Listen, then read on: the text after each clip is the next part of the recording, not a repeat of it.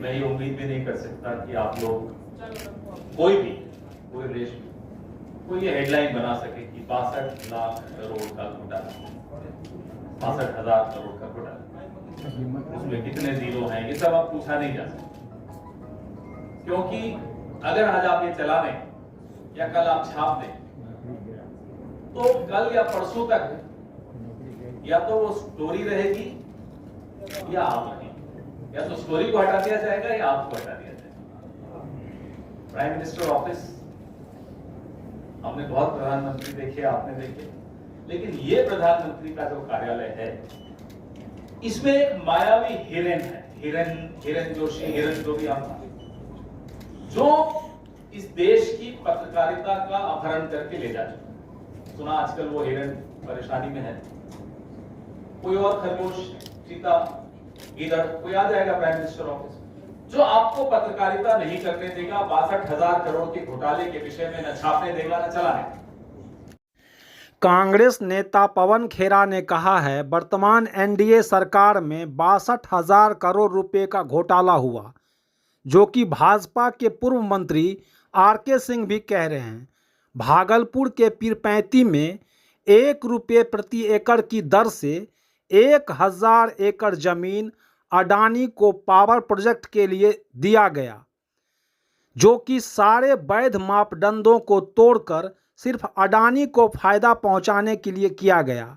लेकिन आज अगर कोई मीडिया इसे चला दे या छाप दे तो वह संस्थान अगले दिन ही बंद हो जाएगा। 1 रुपए में 1 रुपए प्रति एकड़ में 1,050 एकड़ जमीन पीरपैंती में, सारी खुदाई एक तरफ, गौतम भाई एक तरफ, उनको देखो, गौतम अडानी को देखो। हमने ये मुद्दा उठाया, सितंबर में उठाया, दिल्ली में उठाया, पटना में उठाया, राजेश भाई थे यहां पटना में, लेकिन उस पर रोज नए खुलासे।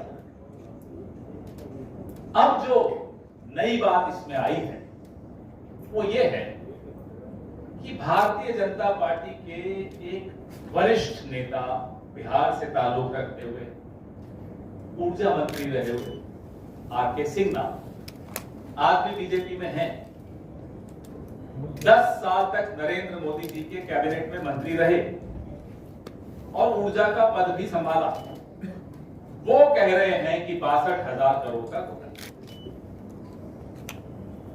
वो 3 दिन से कह रहे हैं, आप में से एक चैनल ने चलाया, फिर उड़ाया, फिर शाम को उस चैनल ने एक ओपिनियन पोल भी दिखाना पड़ा उसको मजबूरी, जिसमें एनडीए को जिता हुआ दिखा दिया। अब वो भरपाई तो करनी पड़ेगी, क्योंकि वो फिर वहां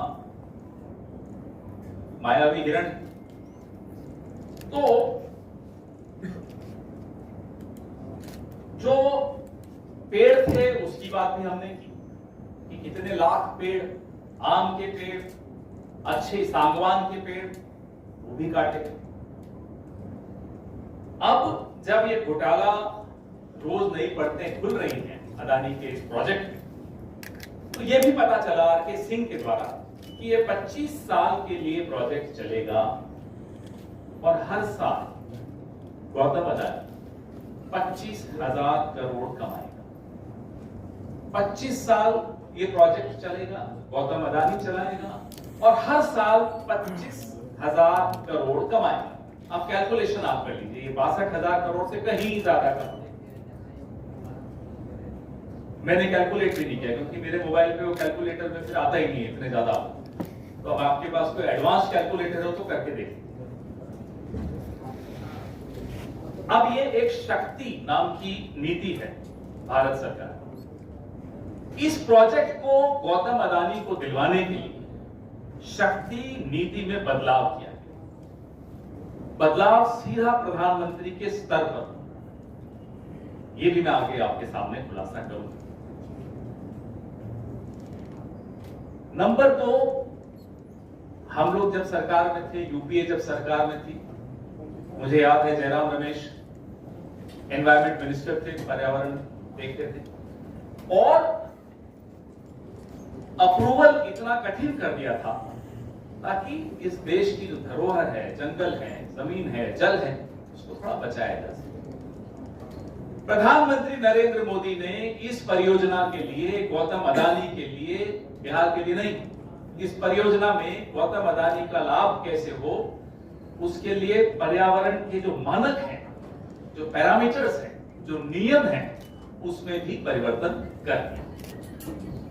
और इंजीनियर्स ने, विशेषज्ञों ने बड़ा विरोध किया, फाइलों पर भी विरोध किया, इसी पीरपैंती के प्रोजेक्ट का विरोध किया, लेकिन फिर भी, मैं फिर दोहराता हूं, फिर भी सारी खुदाई एक तरफ, गौतम भाई सारी फाइलें अप्रूव और प्रोजेक्ट उन्हें मिल गया।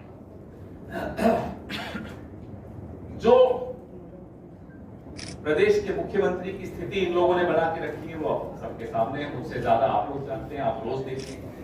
मैनिफेस्टो के दिन क्या हुआ आपने देखा, मुंह बंद, बोलने नहीं दिया जाता। हस्ताक्षर फाइलों पे कैसे लिए जाते हैं आप सब जानते हैं, इस प्रदेश में क्या हो रहा है आप सब जानते हैं। तो इस प्रोजेक्ट, इस भ्रष्ट प्रोजेक्ट, इस घोटाले, इस महाघोटाले के विषय में हमारे कुछ सवाल हैं। क्या ऊर्जा मंत्रालय, भारत सरकार, बिहार सरकार की फिजिबिलिटी रिपोर्ट को जबरदस्ती संशोधित करवाया और एक सौर परियोजना को थर्मल परियोजना में परिवर्तित? ओरिजिनली ये सौर परियोजना दिल्ली से डंडा चला और इसको थर्मल प्रोजेक्ट में परिवर्तित। नंबर 1।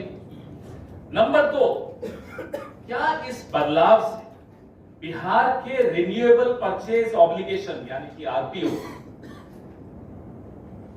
पर नकारात्मक असर नहीं पड़ेगा? क्योंकि जो ये आरपीओ होता है, इसके कुछ पैमाने होते हैं, इसके कुछ नियम होते हैं, वो सब दरकिनार रखते हुए आपने सौर को थर्मल में कन्वर्ट कर दिया बिना कोल लिंकेज के। ये भी नियमों के खिलाफ है, कोल सप्लाई का कोई लिंकेज नहीं था, उसके बावजूद टैरिफ आधारित बोली प्रक्रिया के तहत यानी कि टीबीसीबी के तहत थर्मल पावर का प्लांट शक्ति नीति के प्रावधान B4, B for Bombay, B for Bihar, B4 के प्रावधान के तहत जारी कर दिया। ये भी केंद्र सरकार के दबाव के। और 7 मई, ये तारीख बड़ी ऐतिहासिक है, बड़ी महत्वपूर्ण है, इसलिए आप नोट करिएगा। 7 मई 2025, ये अभी इसी साल कुछ महीनों पहले प्रधानमंत्री की अध्यक्षता में कैबिनेट की एक मीटिंग हुई और शक्ति नीति के प्रावधान B4 को बदल दिया। B for Bihar, A for Adani, अब बच्चों को यही सिखाया जाए, A for Adani, B for Bihar, C for corruption. ये ABC है इस पूरी परियोजना। B4 को प्रधानमंत्री ने खुद बदला, अपने हस्ताक्षर से बदला, अपनी अध्यक्षता की कैबिनेट मीटिंग से बदला, अपने दोस्त के लिए बदला, गौतम अदानी के लिए बदला। यह संशोधन सीधे सीधे 25 साल के लिए अपने दोस्त को 25,000 करोड़ प्रति वर्ष कमाने देने के लिए बदला गया। बिहार को कुछ नहीं मिलने वाला है, आगे बताता हूं क्यों, कैसे। ये बिजली बिहार के उपभोक्ता को लगभग 7 रुपए प्रति यूनिट के दी जाएगी। जमीन बिहार की, पानी बिहार का, सब कुछ बिहार का, त्याग बिहार ने किया, पेड़ बिहार के कटे, ठेका मिला गौतम अदानी को, बिजली मिली आपको 7 रुपए प्रति यूनिट। पड़ोस के उत्तर प्रदेश में चले जाइए, दाम पूछिए, थोड़ा आगे जाइए मध्य प्रदेश में, दाम पूछिए, महाराष्ट्र में जाइए, दाम पूछिए, और फिर बिहार आइए और आप चौंक जाएंगे, 7 रुपए प्रति यूनिट बिहार देगा। आखिर अपराध क्या है बिहार का? जमीन भी बिहार की जाएगी, 1 रुपए में जाएगी, पेड़ भी बिहार के कटेंगे, लाखों पेड़ कटेंगे, सागवान के पेड़ कटेंगे, आम के पेड़ कटेंगे, मिलेगा क्या? ना आम न गुठली, 7 रुपए में बिजली। क्यों? क्या बात किया है बिहार?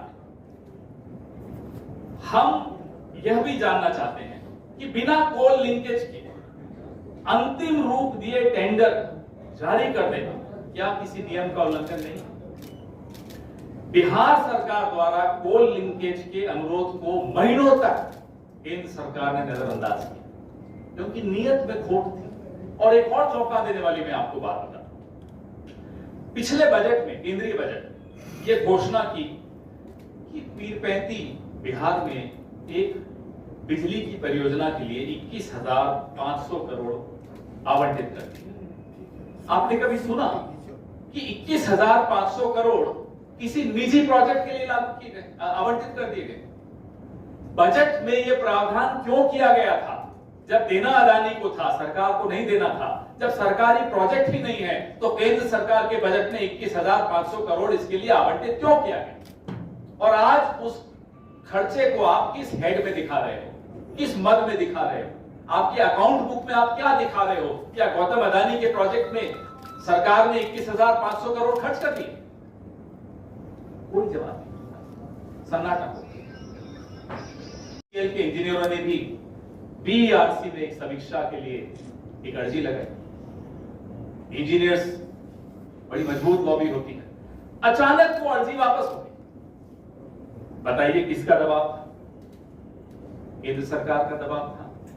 किसी उद्योगपति का दबाव था? या उस उद्योगपति ने सरकार के माध्यम से इंजीनियर्स पे दबाव डाल के ये अर्जी वापस ले ली? ये हमारा 5वां सवाल है।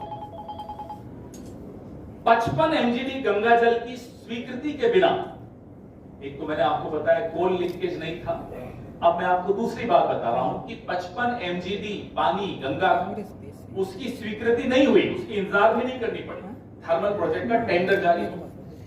आप लोगों ने कई टेंडर्स देखे, काफी अनुभवी हैं आप जानते हैं कि टेंडर जारी करने से पहले कई चीजें, कई मानकों पर खरा उतरना पड़ता है, कई फाइलें कंप्लीट करनी पड़ती हैं, कई कागज लगाने पड़ते हैं फाइलों पर, तब जाकर टेंडर इशू होता है। लेकिन नहीं, गौतम भाई का मामला, बिहार सरकार ने, आप हैरान होंगे, एक के बाद एक घोटाला आज निकल रहा है इसमें। 58.6 करोड़, 58 करोड़ रुपए खर्च कर दिए। अदानी को टेंडर मिलना है, आप सबकी जेब से जो टैक्स का पैसा जाता है वो इस प्रोजेक्ट में सरकार खर्च कर चुकी है। किसके लिए किया साहब? जब आपको प्राइवेट उद्योगपति को देना है तो आपका पैसा क्यों लिया जाता है? हम ये भी जानना चाहते हैं वो क्यों खर्च किया गया, किस मद में आप दिखाएंगे उसको कि कहां गया वो? हेड भी दिखाना पड़ता है, सरकार की अकाउंटिंग सिस्टम होता है। एक और चीज जो हमें अफसरों ने ही बताई, और हम उम्मीद करते हैं जब सरकार बदले तो इस तरह के अफसरों को हम रिवॉर्ड भी कर सकें, जो ईमानदार हैं, जो आज भी संघर्ष कर रहे हैं उद्योगपतियों के खिलाफ, गलत जो नियम तोड़े जा रहे हैं उसके खिलाफ। हमें यह बताया गया कि एनवायरमेंट इंपैक्ट असेसमेंट नहीं किया गया, EIA जिसको कहते हैं वो नहीं किया गया। हमें यह भी बताया गया कि कॉस्ट बेनिफिट एनालिसिस भी नहीं किया गया। कोई भी प्रोजेक्ट अगर आप टेंडर निकालते हैं तो ये दोनों चीजें बहुत आवश्यक होती है, दोनों नहीं की। हजारों पेड़ों की कटाई के विषय में ये तभी हो सकता है जब आपने एनवायरमेंट इंपैक्ट असेसमेंट किया ही नहीं, तो कुछ भी नहीं किया। 21,500 करोड़ पहले बजट में घोषणा करके वाहवाही बटोरी कि देखो बिहार के लिए सरकार क्या कर रही है, प्रोजेक्ट दे दिया एक प्राइवेट आदमी को। तब भी हमने सोचा शायद बिहार को 2 रुपए 3 रुपए प्रति यूनिट बिजली मिलेगी, बिहार से वो 7 रुपए प्रति यूनिट बिजली मिल रही है। बिहार 1050 एकड़ जमीन 1 रुपए में अदानी को दे चुका है। हम जनता की अदालत में ये मामला लेकर आए हैं आप सबके माध्यम से। हम चाहते हैं कि सवाल आप सबसे पूछें, ये डबल करप्शन सरकार, डबल इंजन तो नहीं है, डबल करप्शन सरकार ने बिहार के हितों पर इतना गंभीर कुठाराघात किया है। और हम ये घोषणा कर रहे हैं, दिल्ली से भी कर चुके हैं, सड़क, संसद, बिहार की विधानसभा में इस मुद्दे को अंत तक ले जाएंगे।